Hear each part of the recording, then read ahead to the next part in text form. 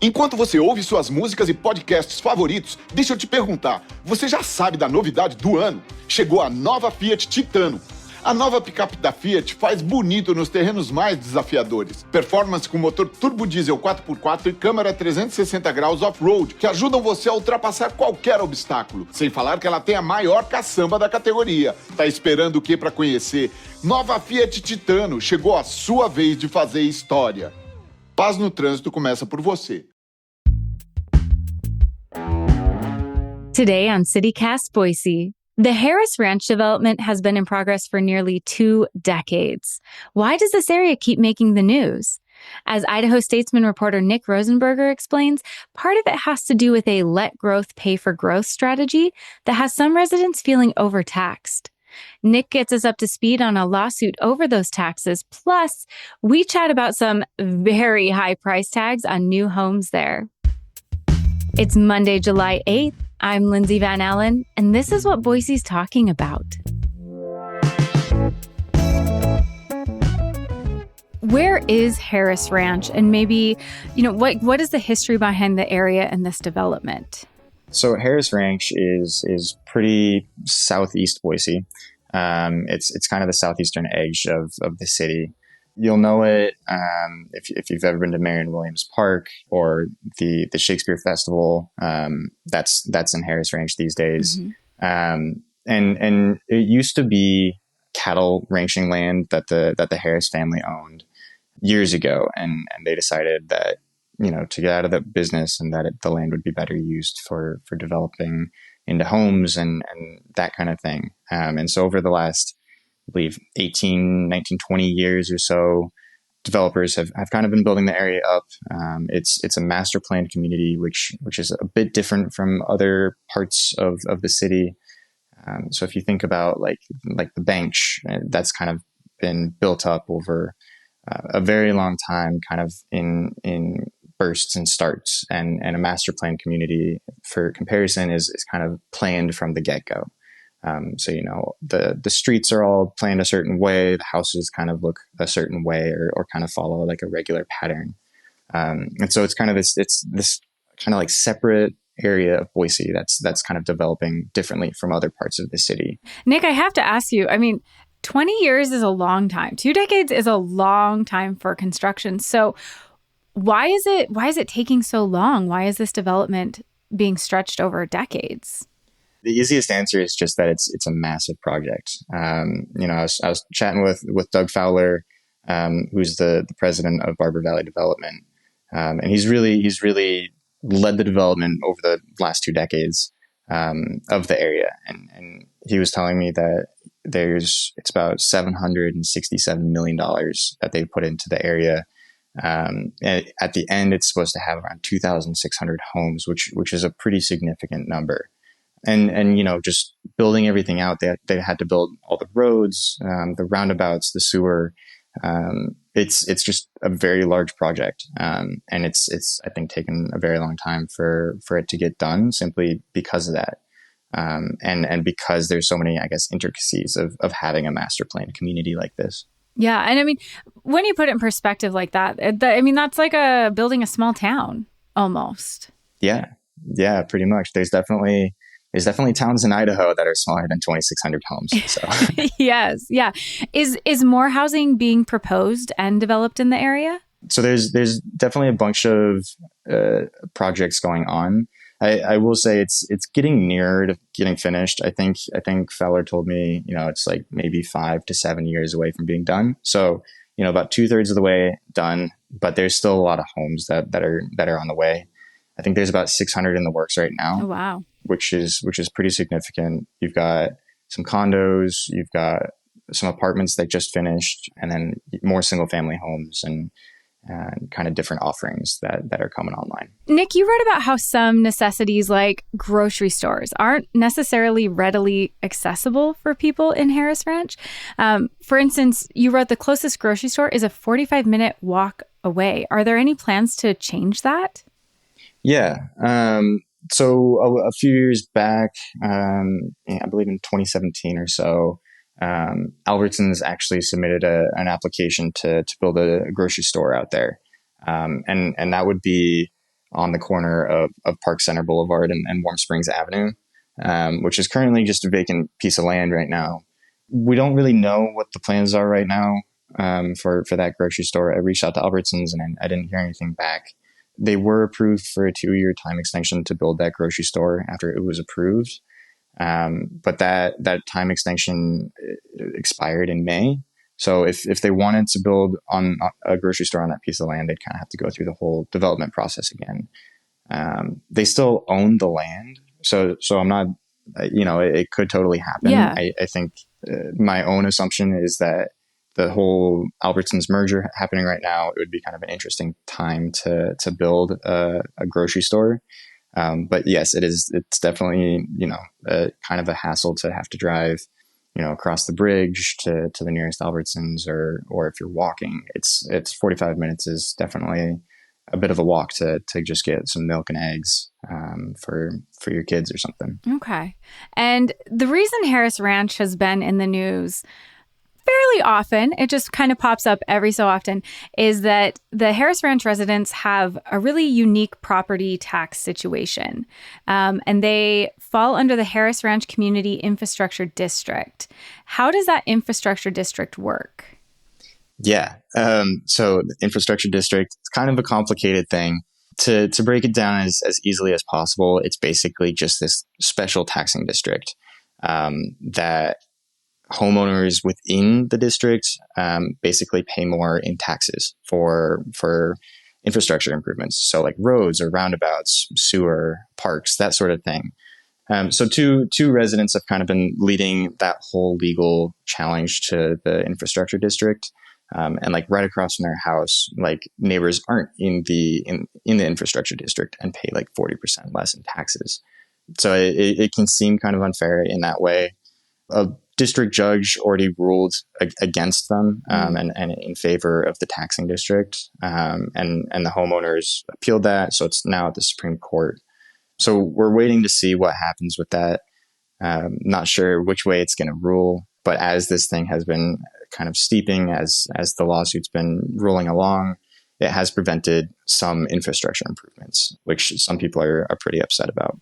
Do the residents within the community infrastructure district feel like their taxes are being used to benefit their neighborhood? I think some of them feel that way. I think most of them feel that it's kind of an unfair way to go about it. The whole idea of a community infrastructure district is to have growth pay for growth. So, for instance, if you're living in the Bench, you might not want to pay higher taxes so that Harris Ranch gets a sewer. There's been a lot of thinking about like, how do we have, a growing city pay for all this growth? And so I think probably people outside the district are, happy that their tax bills aren't higher because of this new area. But those within the district might feel that that's unfair, that they have to pay a whole lot more than other folks who are able to take advantage of the benefits. So like for me, if I'm trying to go float the Boise River, I'm driving through Harris Ranch. I'm using the roundabouts. I'm using the benefits that they're paying more for, which I think a lot of people feel is unfair. No, I can definitely see that. Yeah, if you're, like you said, floating the river, going to the Shakespeare Festival, there's lots of instances where I've used those roads. I didn't pay for those roads. So I can see how that would be frustrating if you're seeing that impact your tax bill. But I also want to counter that with people in Boise have had tax money go towards some of these lawsuits, right? Yeah. So one of the named defendants in the lawsuit is the city of Boise. And they have put, tax money, they have put city funds into defending themselves and to defend the infrastructure district. So yes, there probably is tax money that is going into fighting this lawsuit. I don't know like which financial bucket the city is taking out of to fight this thing. But there is a chance that yes, that's happening. And the Idaho Supreme Court is now involved with these lawsuits, right? Yeah, the district court ruled against the homeowners that were challenging the infrastructure district. They appealed to the Supreme Court, who's hearing it. I believe the homeowners, they submitted their arguments. I believe the the developer and the city have to respond to that in the near future, probably the next couple of weeks or so. But that'll be playing out over probably the next couple months, and we'll go from there.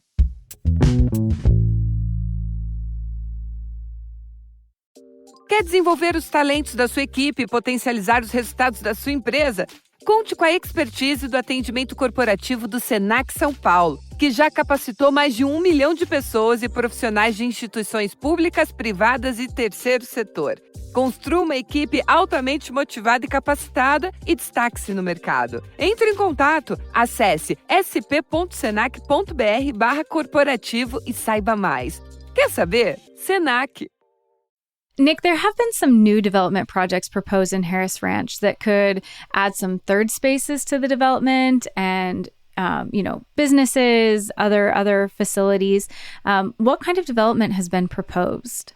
Yeah, so the biggest development that Doug Fowler and the city and members of the Harris Ranch community are looking forward to the most is a proposed town center and village green. So if you go on Google Maps or Google Earth, or if you even drive through the area, there's this big plot of land in the center. It's a big rectangle pretty much. It's just vacant. And that is slated to become a mixed use kind of like hub. So there's not a ton of businesses in Harris Ranch as is. It takes 45 minutes to walk to the nearest grocery store. And I think this area is supposed to be, a gathering space for folks. The developer, High Roads Investment out of California, mentioned that, it'd be akin to like a European plaza. Okay. Where you've got seating and you've got a bunch of spaces for folks to gather. And I think that's something that's really missing in Harris Ranch right now. It's mostly just homes. And I think a lot of folks are eager for that to kind of come in, and it would culminate in this like green space area. So kind of like a park for events and food trucks and that sort of thing. But that project has been delayed by the lawsuit. That town center and village green was going to use the infrastructure district funds. And those have basically been blocked by the lawsuit. So that's dependent on if the Supreme Court rules in the favor of the homeowners or if they rule in favor of the developers. Not super sure what's going to happen. But the developers are kind of moving ahead anyways. They're kind of prepping for if it does rule in their way, just to kind of get a head start on that sort of thing. So what are some things that people can look for in regards to Harris Ranch in the near future with development or the lawsuit? What kind of are some things that they can anticipate moving forward? Yeah. So the grocery store is an interesting one. Same with the town center and village green. A lot of those we're just waiting to see if they come around. The things that haven't been blocked by the lawsuit are, homes. So like there's more condos that are coming. There's more homes that are coming. And we are going to see more of those. So the last condo building in kind of the southeastern portion of Harris Ranch near Dallas Harris Elementary School, that one's getting built up. It's called the Murray. I don't remember the time frame on that one, but that would be a 30-unit condo. There's 6 of them so far. And then right next to that, kind of in like a curved L shape, and that one's going to have 189 units. Oh, wow. It'd be 6 4-story condo buildings with kind of 189 units spread between them. So right across from the fire station, I found plans for 8 more 3-story condos, and that one would be called Soul East. So kind of that area from like the fire station to Dallas Harris Elementary, it's seeing a bunch of development, more multifamilies. So like multifamily units, so like apartments and condos, that sort of thing. So definitely more housing availability in the area. Yes, for sure. Which is definitely needed in Boise as we've had a housing affordability crisis and folks aren't able to buy homes. So it is good that we're getting units going that folks might be able to afford Boise as more units come online. So that's something to watch.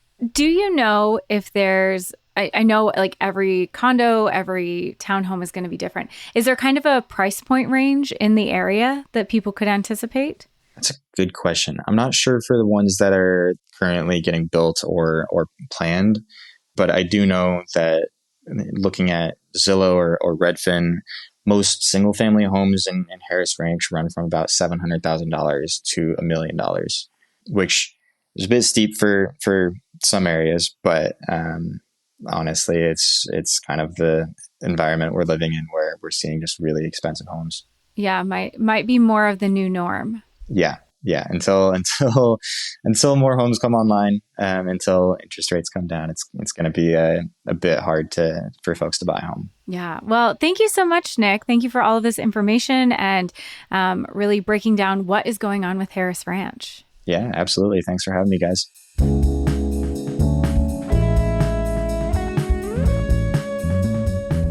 That's all for today here on CityCast Boise. If you enjoyed the show, we would love it if you would tell a friend about us. We'll be back tomorrow morning with another great local story. See you then.